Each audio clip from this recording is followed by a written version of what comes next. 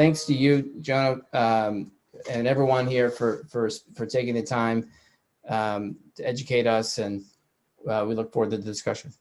So I thought, what better way to start this event than to acknowledge the fact that we're entering a new 7-year gaming and esports cycle that is really going to accelerate this space and the value of it, whether you're an investor or a consumer. So it's fun to get this circle back together again.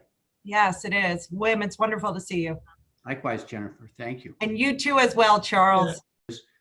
We've taken teams from, in fact, most of the teams come from student life programs, student affairs programs. Funding from those affairs with colleges is what has built collegiate esports into what it is today. And nations, but I'm reaching over 200 countries, I would say, at least, in terms of views. You know, some of the ones down towards the bottom don't get many views, but I get views.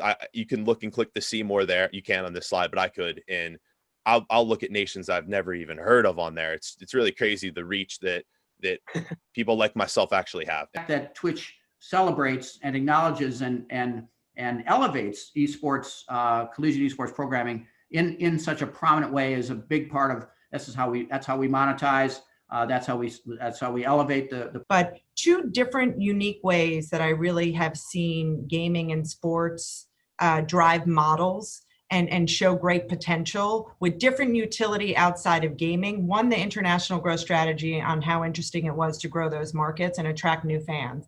And second, now, because the sophistication of the modeling behind the precision of player movement, how I think that is a huge potential to really drive what we are doing with pose estimation, meaning simulation models of our players, so that we can look to do prediction model and reduce injuries. And based on data that I've seen, which you can find publicly online, that subscription service is growing really quickly year over year. And that's going to continue to explode. And that's a huge part of the feeder system to make a successful, healthy industry. You have to have the feeder system, and that's going to be from the collegiate teams. The LAN centers, we think that the LAN centers is going to be a little bit of the casino for the 25-year-old gamers. That's the place they feel they want to go to. Right. So if you think about collectibles in the physical world and things like that, there's a lot of collectability. There's a massive market that consumers like to collect, and we think that same evolution is rapidly coming to digital assets themselves, the primary economy. So there's additionally potentially over $100 billion that could get unlocked from players selling to each other. And what we've been trying to do is really, how do you unlock that value? How do you think about how that gets distributed and how that gets transferred? On a global sense, typically there are national federations recognized by a higher governing body or minister of sport within your country. So let's just call it government recognition. That teams, the pro teams, there's a gold rush when all these leagues were being formed, especially the franchise models. And they're not necessarily, are they bad investments, but I think so much of the opportunity around professional teams has sailed.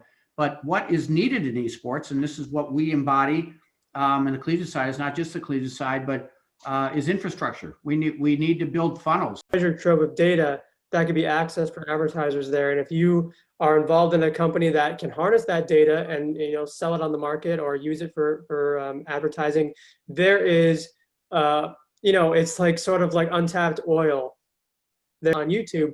Content creators like Jake Barford are going to be the ones executing those advertising deals because he has more audience penetration than any network could ever have.